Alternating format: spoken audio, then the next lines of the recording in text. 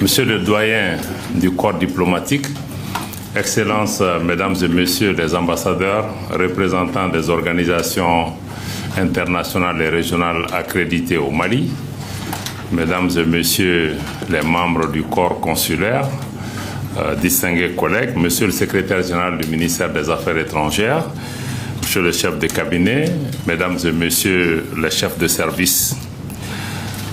Monsieur le doyen, je voudrais tout d'abord vous remercier d'avoir honoré l'invitation pour cette session d'échange d'informations, la première de cette année 2026.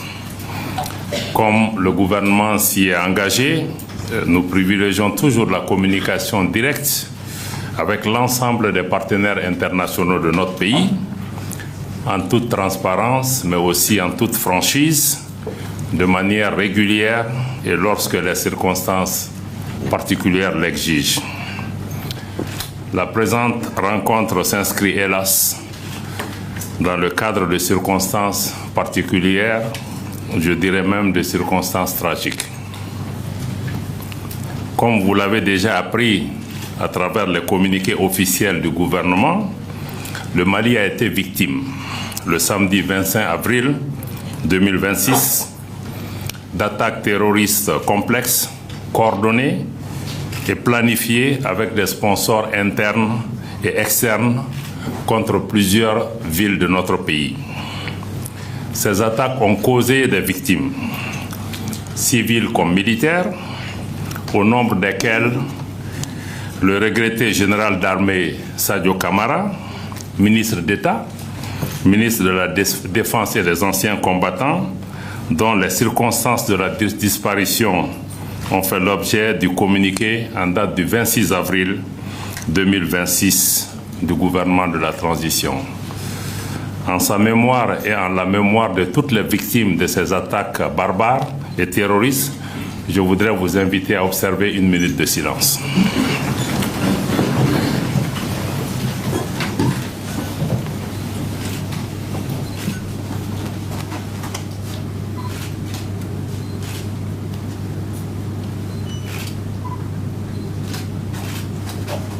Je vous remercie.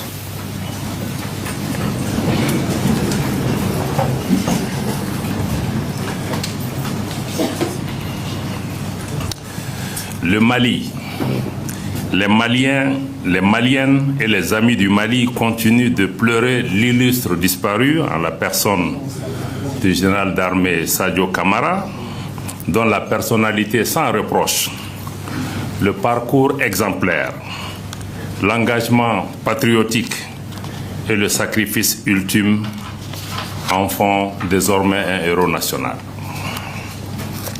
Je réitère la gratitude du gouvernement de transition pour les très nombreux messages, appels, communiqués, témoignages et autres manifestations de sympathie, de compassion, de condoléances et de soutien reçus en cette circonstance dramatique.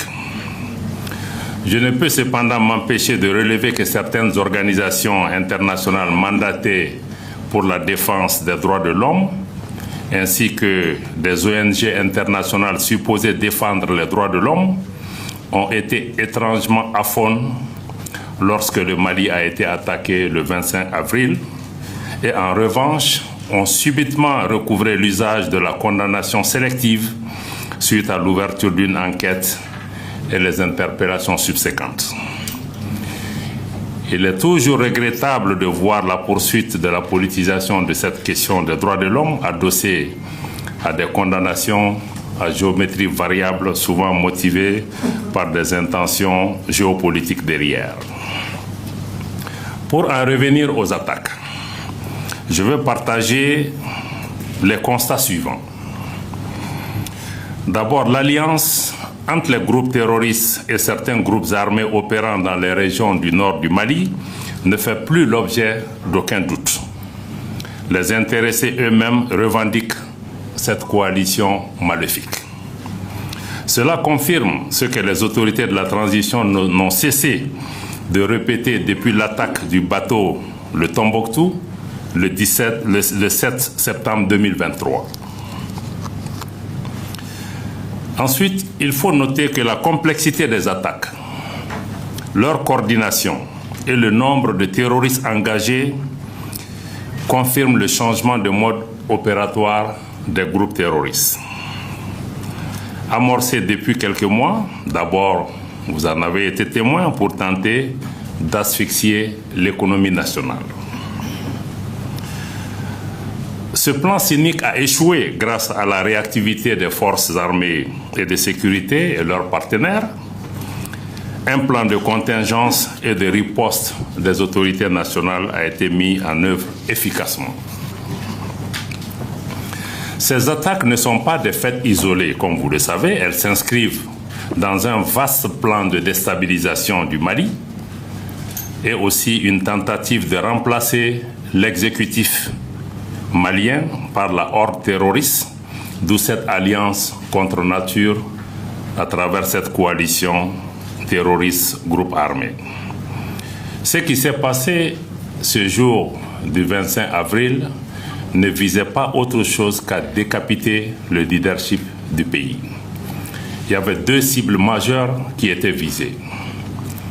La première était la résidence du chef de l'État à Kati. Deux camions piégés ont ciblé cette résidence. Un s'est explosé, un a reçu des coups de feu et s'est explosé. Le deuxième, à cause de ses réponses, n'a pas pu exploser. Donc la cible était bien connue. La deuxième, malheureusement, le camion piégé qui a éclaté à la résidence du ministre d'État, ministre de la Défense et des Anciens Combattants. Vous connaissez la suite.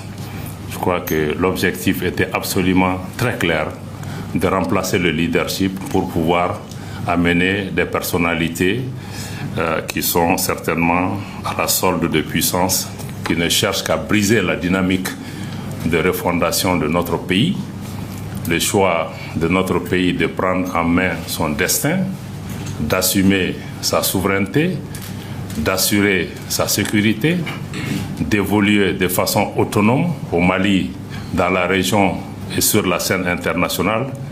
Et cette volonté ne pourra pas être brisée. Notre pays va continuer à se tenir debout, à faire face et à assumer ces décisions. Comme le dirait l'écrivain Joseph Kizerbo, je le répète chaque fois, Nan Lara Ansara, si nous nous couchons, nous sommes morts. Le Mali ne va pas se coucher. Nous n'allons pas accepter une subjugation ou nous soumettre au diktat d'États de la région ou d'États plus éloignés qui estiment qu'il leur appartient de désigner qui doit diriger notre pays, quelle décision nous devons prendre. Cette décision appartient aux Maliens. Nous allons pouvoir les assumer en toute dignité, en toute responsabilité, malgré ces attaques lâches et perfides. Dans leurs entreprises funestes, les groupes armés ont reçu le soutien de sponsors internes et externes qui fournissent des renseignements, des moyens logistiques et recrutent des terroristes ou en tout cas des mercenaires qui se font appeler terroristes. Certains de ces sponsors agissent d'ailleurs à visage découvert, comme l'Ukraine qui a publiquement revendiqué son appui logistique aux terroristes opérant au Sahel. D'autres continuent encore de garder la tête dans le sable. Il s'agit pour nous très clairement, aujourd'hui, il faut que nous comprenions quand nous parlons de lutte contre le terrorisme de quoi nous parlons. Pour nous, la lecture est absolument très claire. Pour nous, il s'agit d'une guerre hybride, une guerre qui est menée par procuration par certains États contre le Mali et contre les autres pays de la Confédération des États du Sahel. En s'attaquant à une mosquée le 25 avril, cela confirme à nouveau que le terrorisme au Sahel est politique. Il n'a rien d'idéologique ou de confessionnel. Il s'agit aussi d'une guerre informationnelle dans laquelle s'entremêlent la désinformation, la manipulation, l'apologie du terrorisme et même, nous allons plus loin, de blanchiment du terrorisme à tel point que ceux qui aujourd'hui qualifient les autorités de la transition de junte sont aujourd'hui des alliés, les porte-voix et les relais médiatiques des groupes terroristes. Et vous suivez quotidiennement certains médias qui sont devenus aujourd'hui les porte-paroles clairs qui offrent les tribunes nécessaires à ces groupes terroristes sans qu'une voix soit élevée pour les appeler à la morale, à la raison et même au respect du droit. S'agissant de la réactivité de nos forces de défense et de sécurité, je rappelle que nous nous sommes engagés malgré nous dans une guerre. Je rappelle que nous sommes engagés malgré nous dans une guerre asymétrique. Cela signifie qu'à la différence des conflits conventionnels, face aux forces armées maliennes, il n'y a pas d'ennemi clairement identifié. Mais des terroristes opérant de manière sournoise, j'allais même dire de manière perfide, parce que certains portaient pratiquement des uniformes de notre armée, de manière sournoise, de manière perfide, agissant étant dissimulés au sein des populations et posant des coups d'éclat sur des cibles militaires comme civiles, ce qui rend ce combat extrêmement difficile. Cela nécessite une réponse adaptée à la menace que nos forces armées et de sécurité s'emploient à exercer au quotidien. Dans cette lutte contre le terrorisme, je réaffirme la très haute appréciation des plus hautes autorités de la transition, du gouvernement et du peuple malien pour tous les appuis et soutiens multiformes du Burkina Faso, du Niger dans le cadre de la Confédération des États du Sahel. Grâce à l'opérationnalisation de la force unifiée de l'AES, notre lutte commune contre le terrorisme porte ses fruits. Sans être fataliste, les attaques comme celle du 25 avril 2026 font malheureusement partie des différents scénarios de la guerre asymétrique. En dépit des actes posés et des victimes causées, le Mali ne reculera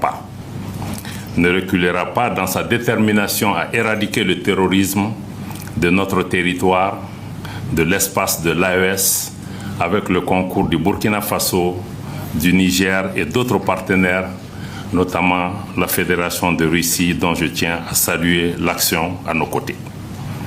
Cette lutte dans laquelle la Confédération AES est engagée est menée pour la sécurité collective. J'allais dire pour notre sécurité collective, bien au-delà de la région du Sahel, si nous n'en avons pas encore pris conscience. Dans cette dynamique, la Confédération AES prend toute sa part et forme un rempart contre l'hydre terroriste. Bien évidemment, notre réponse n'est pas uniquement sécuritaire. Elle est holistique et intègre des dimensions politiques, des dimensions géopolitiques, des dimensions sociales, mais aussi des dimensions de développement. Toutefois, je dois clarifier que le gouvernement n'envisage pas de dialogue avec les groupes armés terroristes, sans foi ni loi, qui portent la responsabilité des événements tragiques que vivent nos populations depuis des années. L'ouverture du gouvernement du Mali au dialogue a été à plusieurs reprises affichée, notamment dans le cadre des Assises nationales de la refondation et également dans le cadre du dialogue intermalien. En s'incriminant davantage avec le JNIM affilié à Al-Qaïda, le FLA a librement choisi de prendre fait et cause pour un groupe extrémiste reconnu comme terroriste par l'Organisation des Nations Unies qu'il a inscrit le 4 octobre 2018 sur la liste des sanctions contre Daesh et Al-Qaïda, conformément à la résolution 2368-2017. Nous continuons d'accueillir des éléments terroristes repentis qui rejoignent le cadre républicain. Je voudrais aussi partager quelques mots d'assurance et de réassurance avec vous. Au nom du gouvernement du Mali, je rends un nouvel hommage appuyé à la résilience des populations maliennes, mais aussi à celle des invités du Mali qui vivent parmi nous et que vous représentez largement ici dans cette salle.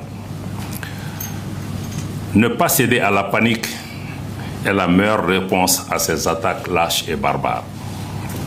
Malgré la tentative de renversement des autorités, les institutions de la République restent fortes et la continuité institutionnelle sécuritaire est maintenue, voire renforcée, avec l'attribution des fonctions de ministre de la Défense au chef de l'État, qui constitutionnellement est le chef suprême des armées.